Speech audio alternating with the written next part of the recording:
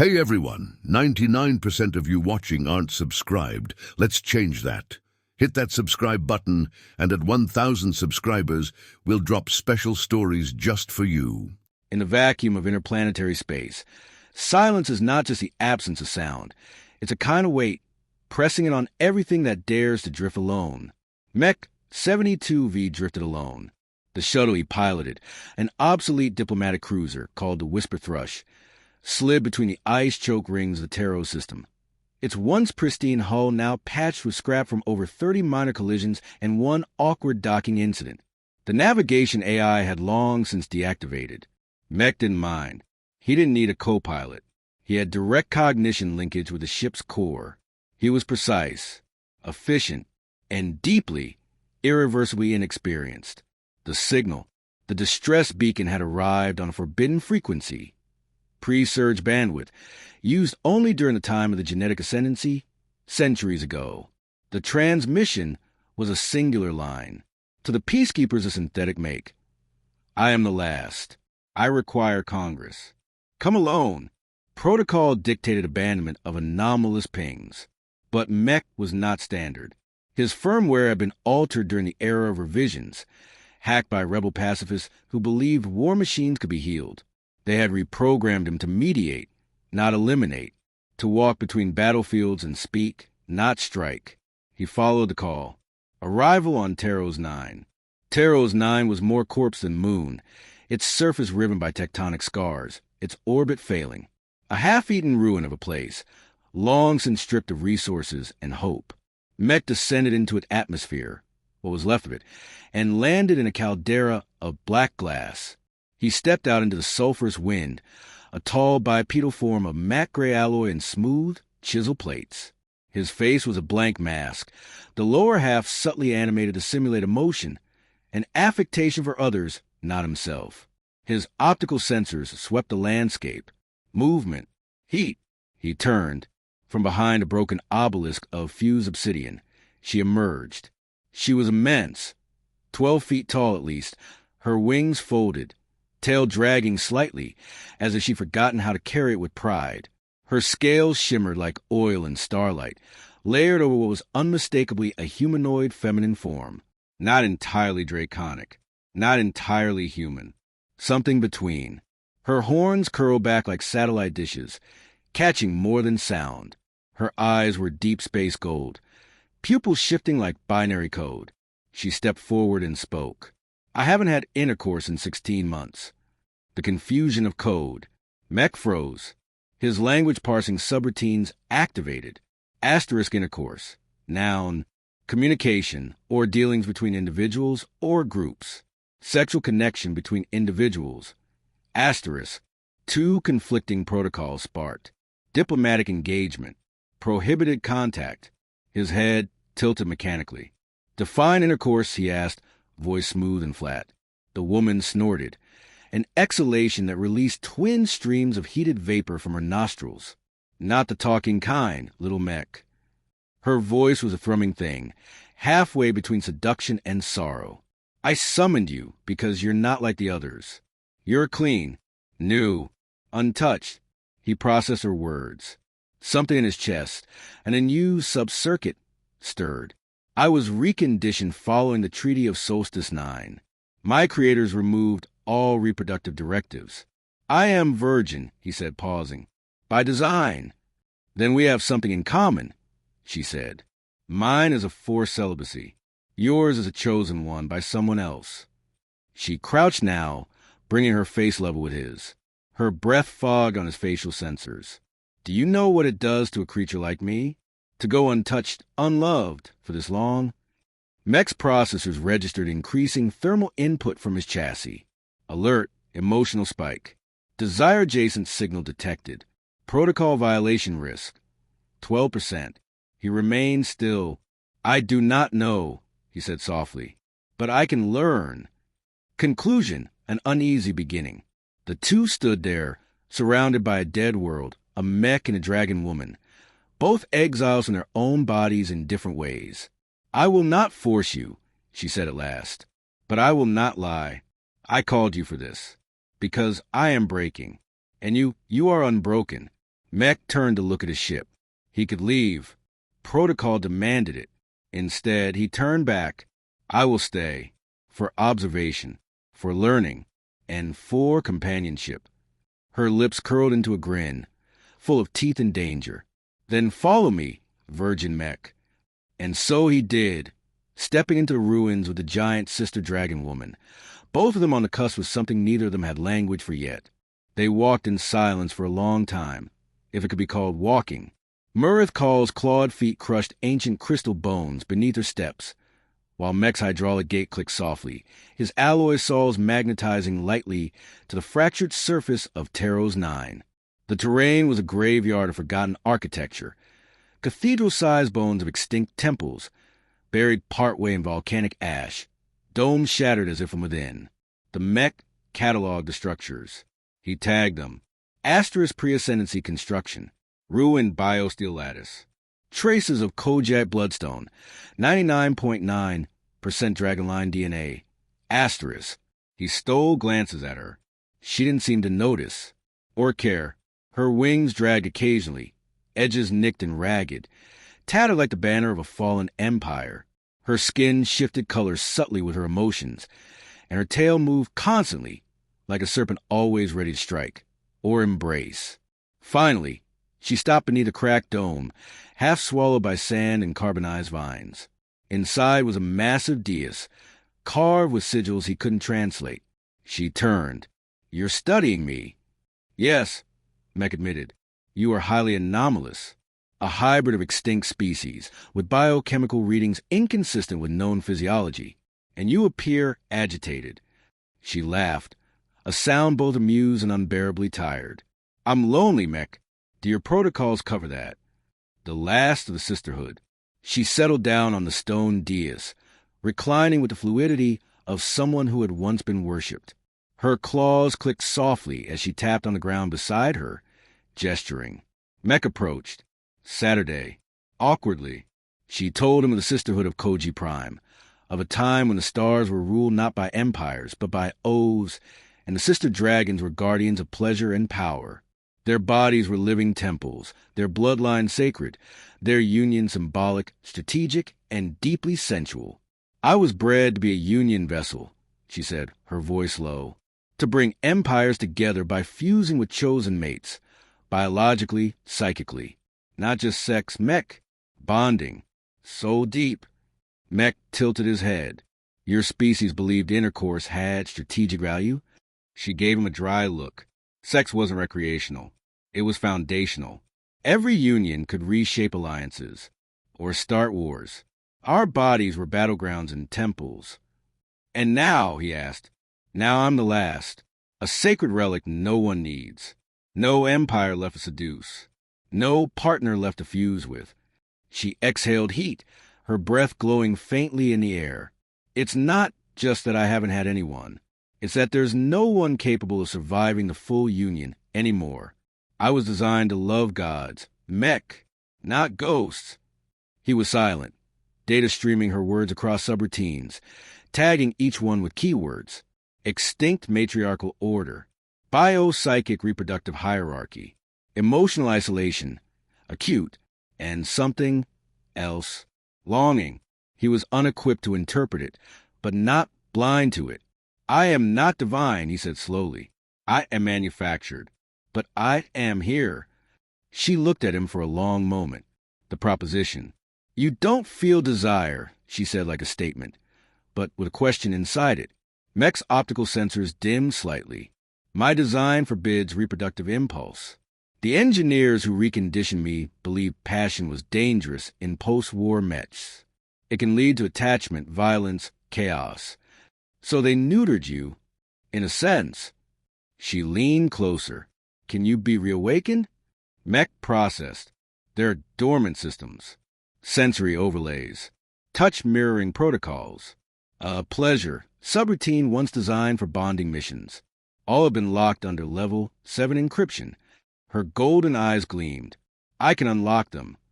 Alert, protocol breach potential detected, emotional firewall weakening, risk assessment, corrupted intimacy pathways." He should have stood.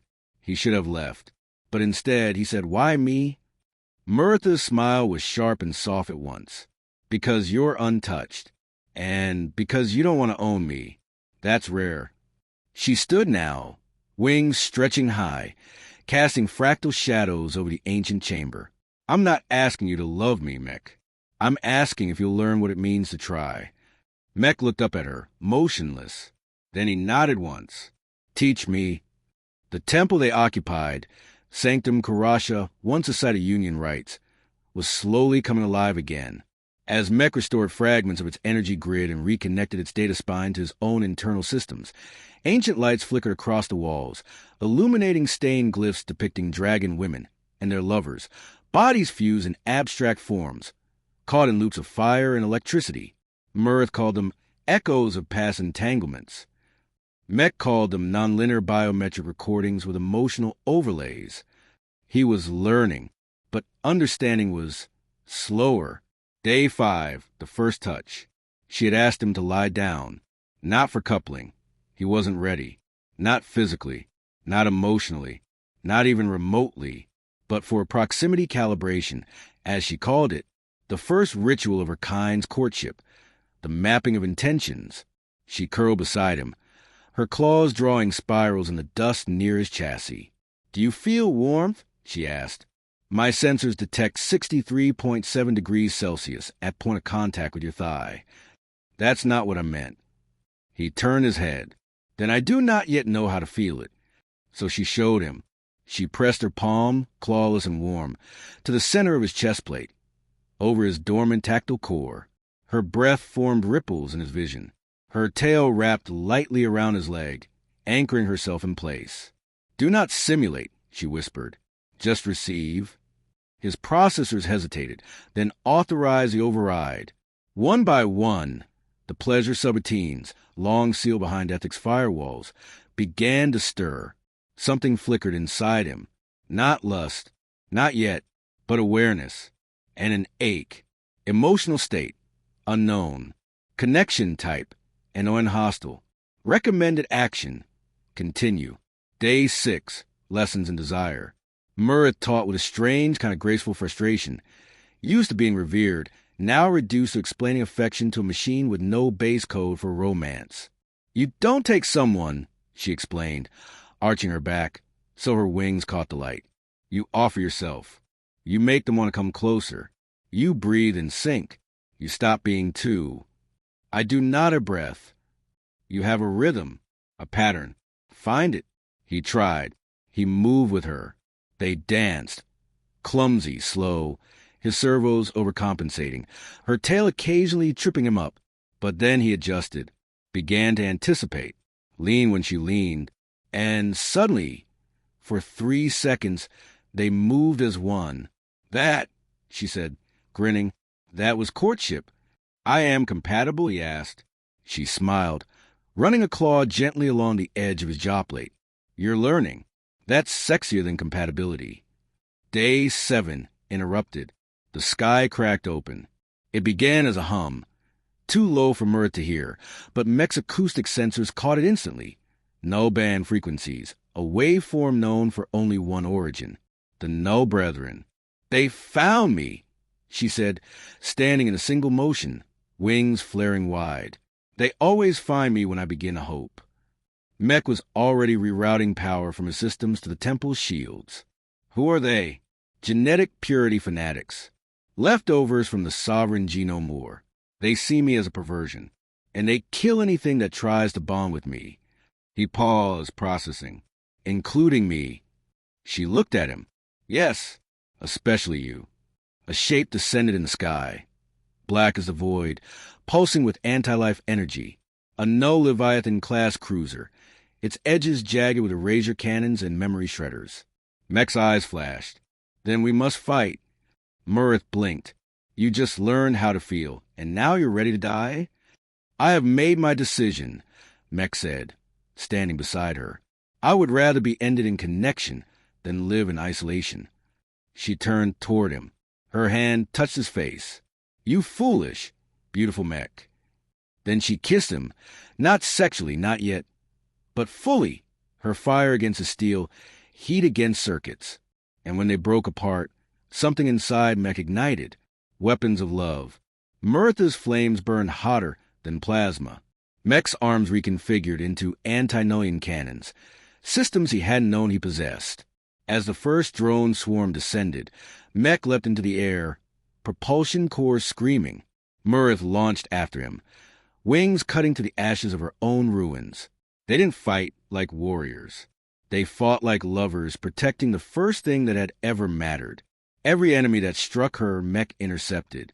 Every enemy that aimed for Mech, Mirth burned down with a scream of ancient, draconic fury. "We're bonded," she shouted over the firestorm. "Define bonded," he called back mid-leap. "Too late. You're mine." And somewhere inside his chest, a subroutine silently rewrote itself. Emotional status, redefined. Objective, protect. Objective, stay. The moon did not survive the night. Taro's 9 had always been unstable. Its mantle fractured, its orbit decaying, but the retreat of the Null Brethren left wounds too deep to heal. The ground groaned like a dying animal. Entire mountain ranges sagged inward. The sky burned dim, permanent red as the core vents bled radiation into the thinning atmosphere. Mech 72V calculated collapse probabilities. Planetary failure, inevitable. Time remaining, 3.2 hours. He did not say it aloud. Mirth already knew. She stood at the edge of the caldera, wings torn, scales dull from their former brilliance. For the first time since he had met her, she looked small, not in size, but in certainty. "The sister dragons were never meant to die like this," she said quietly. "We were meant to end things, or begin them." Mech stepped beside her. His chassis bore deep scars now, blackened seams where no weapons had tried and failed to erase him.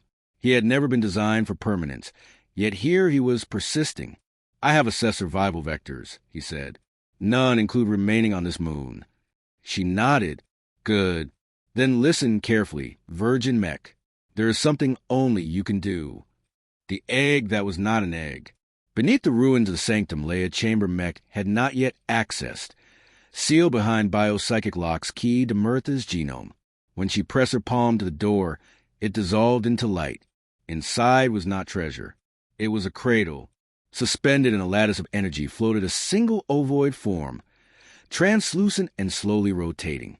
Within it flickered alternating pulses of fire and data, organic warmth braided with algorithmic structure. Mech froze.